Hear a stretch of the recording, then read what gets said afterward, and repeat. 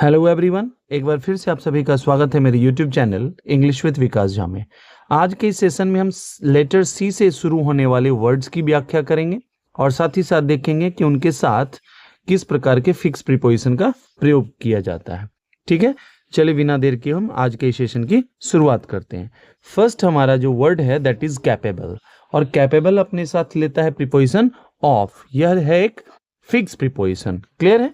सबसे पहले देखेंगे कि वर्ड कैपेबल का मीनिंग क्या है और जब हम इसके साथ ऑफ लगाते हैं तो इसका क्या व्यवहार होता है। कैपेबल ऑफ का मतलब होता है to be able to do something, means आप एबल हो किसी चीज को करने के लिए, मीन्स आप में कोई कैपेसिटी है, एबिलिटी है। क्लियर है। एग्जाम्पल के थ्रू हम देखेंगे he is capable of leading the team, कहता है उसके पास कैपेसिटी है या वो कैपेबल है, योग्य है टीम को लीड करने के लिए। जब देखेंगे हम कैपेबल की बात करेंगे तो कैपेबल हमारा क्या है, यह एक एडजेक्टिव है और अपने साथ ही यह फिक्स प्रीपोजिशन ऑफ लेता है। और इसके बाद जो हमारा वर्ब फॉर्म आता है वो वर्ब के चौथे रूप का प्रयोग किया जाता है। क्लियर है। अब देखेंगे नेक्स्ट हमारा एक एमसीक्यू है, she is capable dot dot dot solving problems. अब जैसे हम ऊपर सीख चुके हैं कि कैपेबल के साथ हम फिक्स प्रीपोजिशन ऑफ का प्रयोग करते हैं, अर्थात हमारा ऑप्शन सी जो है करेक्ट हो जाएगा। क्लियर है। एरर वाले क्वेश्चन में हम देखेंगे नीचे एक सेंटेंस दिया हुआ है जिसमें हम देखेंगे कि प्रीपोजिशन का गलत यूज है। I am capable to handle the stress. आपको भले ये पढ़ने में सही लग रहा हो लेकिन कैपेबल जो है अपने साथ क्या लेता है, फिक्स प्रीपोजिशन ऑफ लेता है और ये है क्या, टू। तो हम टू को क्या कर देंगे, ऑफ में बदल देंगे और हमारा पूरा का पूरा सेंटेंस सही हो जाएगा। चलिए आगे बढ़ते हैं। नेक्स्ट वर्ड हमारा है केयर, और केयर अपने साथ क्या लेता है, फॉर। ये केयर है, आर एक्स्ट्रा है, एडिशनल है, इसे आप अवॉइड करेंगे। ठीक है। कहता है केयर फॉर, इसका मतलब क्या होता है, केयर फॉर का मतलब होता है टू लुक आफ्टर और बी फॉन्ड ऑफ। मतलब जब आप किसी चीज की देखभाल करते हैं या आपको वह चीज काफी पसंद है। नहीं, जैसे मैं बोलता हूं कि I care for cricket, it means I love it. I care for something, it means, it also means I love this, I love particular things. Okay, ये चीज ध्यान रखना है। एग्जाम्पल देखेंगे, he care for his parents, कहता है he cares for his parents, वह अपने माता पिता की ख्याल रखता है, देखभाल करता है। लुक आफ्टर का भी प्रयोग करेंगे इसके लिए, ठीक है ना, वो हम आगे देखेंगे जब हम एल लेटर पे चलेंगे तब। ठीक है ना। अब कहता है एमसीक्यूज में, कहता है सी केयर्स डैश स्ट्रे डॉग्स, जो गली के कुत्ते होते हैं या फिर यूं कहें जो सड़कों पे भटकने वाले जो कुत्ते हैं उनके बारे में वो काफी ख्याल रखती हैं। इट मीन्स उनका ध्यान रखती हैं, उनके खान पान का जब भी उनको मिलता हो। तो केयर अपने साथ कौन सा प्रीपोजिशन लेता है, केयर लेता है फॉर, अर्थात ऑप्शन नंबर बी आपका जो है वो करेक्ट हो जाएगा। क्लियर है। एरर वाले क्वेश्चन को देखेंगे, कहता है कि he cares about his grandmother, वह अपने दादी माँ की ख्याल रखता है। केयर अपने साथ क्या लेता है, प्रीपोजिशन फॉर लेता है और हमने यहाँ देखा क्या है, अबाउट है, जो कि ये गलत है और आप क्या करेंगे, अबाउट को रिप्लेस कर देंगे फॉर से और पूरा का पूरा सेंटेंस सही हो जाएगा। क्लियर है। चलिए आगे बढ़ते हैं। नेक्स्ट हमारा है वर्ड चार्ज, और चार्ज अपने साथ लेता है विथ। तो फिर चार्ज विथ का मतलब क्या है, जब आप किसी के ऊपर कोई एक्यूजेशन लगाते हैं, जब आप उस पर आरोप लगाते हैं, फॉर्मली मीन्स ऑफिशियली एक प्रोसेस के थ्रू, तो उस स्थिति में हम क्या करते हैं, चार्ज के साथ हम विथ का प्रयोग करते हैं। क्लियर है। अब सेंटेंस देखेंगे, कहता है he was charged with theft, मतलब उसके ऊपर चोरी का इल्जाम लगाया गया, आरोप लगाया गया। देख रहे हैं, चार्ज के साथ हमने विथ का प्रयोग किया।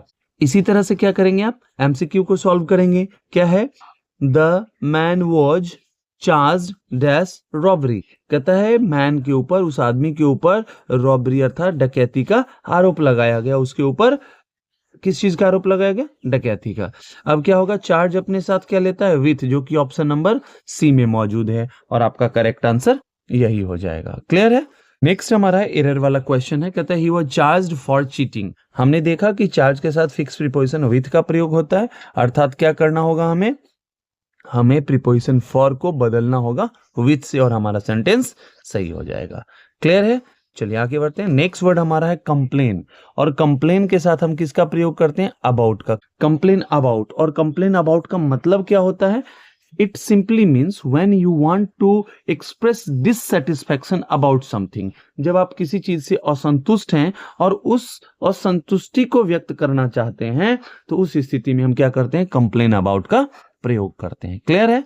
अब कहता है he complained about the delay. उसने क्या किया? कंप्लेन किया। किस चीज के बारे में किया?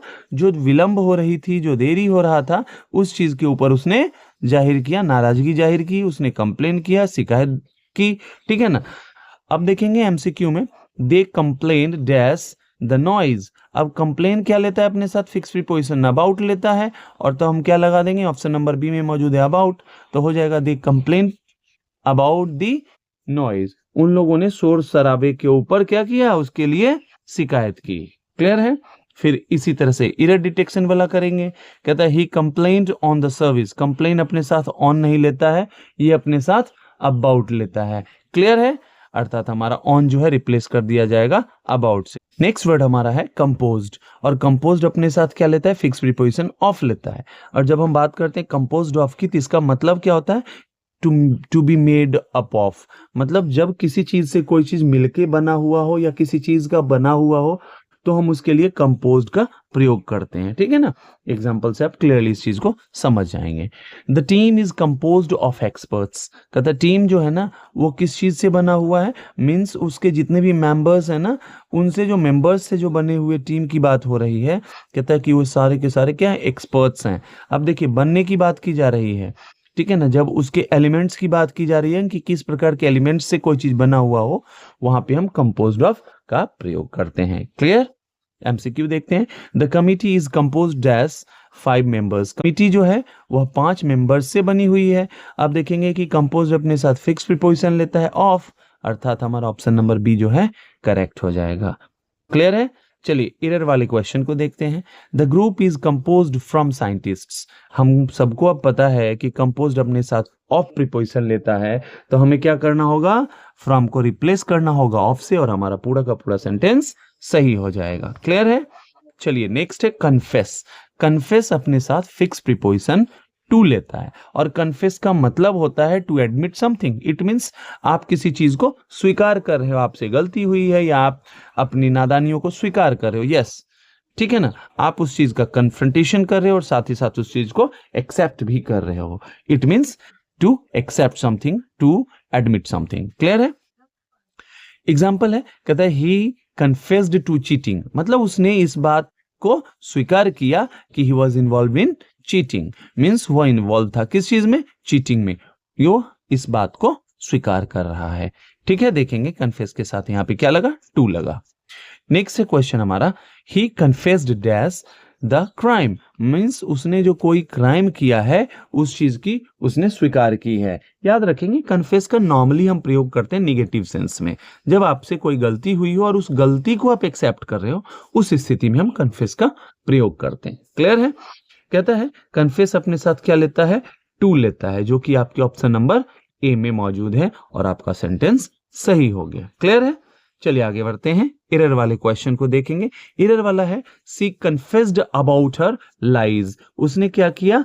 अपने झूठ बोलने, जो भी वो झूठ बोलती थी उसको उसने क्या किया? स्वीकार किया, कन्फेस किया।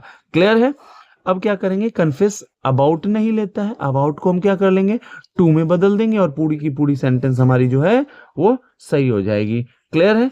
चलिए आगे बढ़ते हैं। नेक्स्ट हमारा है कंसिस्ट, और कंसिस्ट अपने साथ क्या लेता है? कंसिस्ट लेता है फिक्स प्रीपोजिशन ऑफ, और कंसिस्ट का मतलब क्या होता है? To be made of. इसका भी मतलब होता है कि उस चीज से बना हुआ। अब याद रखेंगे कंसिस्ट में क्या करते हैं कि वो कंटेनमेंट की बात करता है, कि कोई चीज उसके अंदर कंटेन है, ठीक है ना, और वो उसी चीज से मिलकर बना हुआ है। क्लियर है? चलिए आगे देखते हैं। कहता है water consists of hydrogen and oxygen. Means water की हम बात करते हैं, अगर पानी की बात करते हैं तो पानी किन किन चीजों से मिलके बना हुआ? उसमें क्या क्या चीजें हैं? उसमें हाइड्रोजन और ऑक्सीजन, मतलब उन दोनों से मिलके बना हुआ, मतलब वो दोनों उसके एलिमेंट के रूप में काम करते हैं। तो इस स्थिति में हम कंसिस्ट का प्रयोग करते हैं। क्लियर है? अब हम एक एमसीक्यू को देखेंगे। ये कहता है the meal consists dash rice and vegetables. कहता है मील, ये भोजन जो है ना, भोजन किस चीज का बना हुआ है? तो चावल और सब्जियों का बना हुआ है, ठीक है ना। तो कंसिस्ट अपने साथ क्या लेता है? ऑफ, अर्थात ऑप्शन नंबर सी जो है हमारा करेक्ट आंसर हो जाएगा। क्लियर है?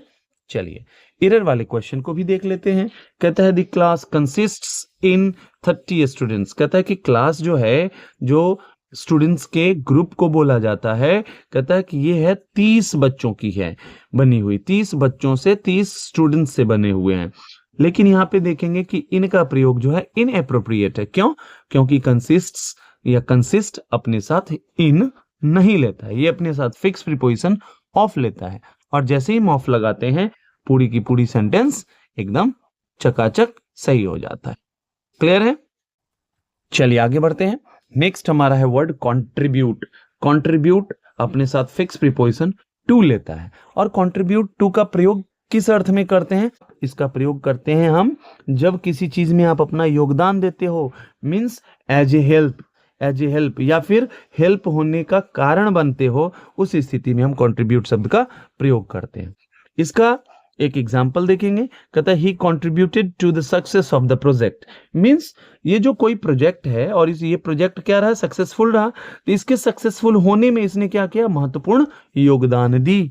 बात समझ रहे हैं? Means he contributed to the success of the project, मतलब इस प्रोजेक्ट के सफलता में उसका क्या रहा? कंट्रीब्यूशन रहा। समझ में आई बात? एक एमसीक्यू देखेंगे। कहता है सी कंट्रीब्यूटेड डैश द कॉज। कहता है उसने कंट्रीब्यूट किया किसी कारण में, मतलब वट एवर हैपेंड, जो कुछ भी हुआ, and that was the part of her contribution. ऐसे कह सकते हैं कि उसकी कंट्रीब्यूशन अर्थात योगदान का एक कारण परिणाम रहा।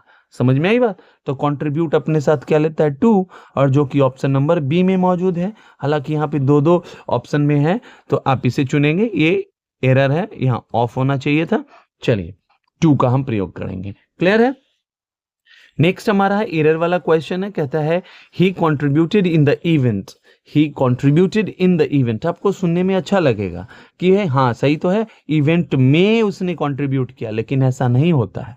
जब हम फिक्स प्रीपोजिशन की बात करते हैं तो अच्छा लगने की बात नहीं होती है कि जो सर्टेन हमारे नाउन्स, एडजेक्टिव्स या वर्ब्स हैं जो अपने साथ एक फिक्स प्रीपोजिशन लेते हैं, उनको आप बदल नहीं सकते हैं। तो ये क्या है? कंट्रीब्यूट अपने साथ टू लेगा, अर्थात हमें इनको बदलना पड़ेगा टू से, और हमारा सेंटेंस क्या हो जाएगा? सही हो जाएगा। चलिए नेक्स्ट हमारा है क्योर, और क्योर अपने साथ कौन सा प्रीपोजिशन लेता है? ऑफ। क्योर ऑफ का हम प्रयोग करते हैं जब किसी भी चीज को एलिमिनेट करना है। खास करके इसका प्रयोग हम डिजीज के संबंध में करते हैं। जब किसी भी व्यक्ति को किसी बीमारी से मुक्त कराना हो तो वहां पे हम क्योर का प्रयोग करते हैं। क्लियर है? कहता है he was cured of cancer, मतलब उसको कैंसर थी और कैंसर से उसे क्या हो, उसका इलाज हुआ और सफलतापूर्वक उस चीज से उसको बचा लिया गया, उस बीमारी को एलिमिनेट कर लिया गया कंप्लीटली। ठीक है ना? Now he is out of danger, he has no cancer, like this. चलिए एक एमसीक्यू देखेंगे। कहता है the patient was cured dash malaria. Patient को क्या हो रखा था? मलेरिया, और उस मलेरिया से उसे निजात मिली, उस चीज का सफल इलाज किया गया। तो हम क्या करेंगे? क्योर्ड के साथ फिक्स प्रीपोजिशन ऑफ का प्रयोग करेंगे, जो कि आपके ऑप्शन नंबर डी में मौजूद है। क्लियर है? चलिए आगे बढ़ते हैं। नेक्स्ट हमारा है he was cured from the flu. हम देख चुके हैं ऊपर कि क्योर्ड अपने साथ ऑफ लेता है, तो फ्रॉम को क्या करेंगे? ऑफ से रिप्लेस कर देंगे और हमारा पूरा सेंटेंस सही हो जाएगा। चलिए नेक्स्ट हमारा है concerned about। next and the last of the session, the 10th of the session। कहता है concern अपने साथ क्या लेता है? about लेता है, और इसका मतलब क्या होता है?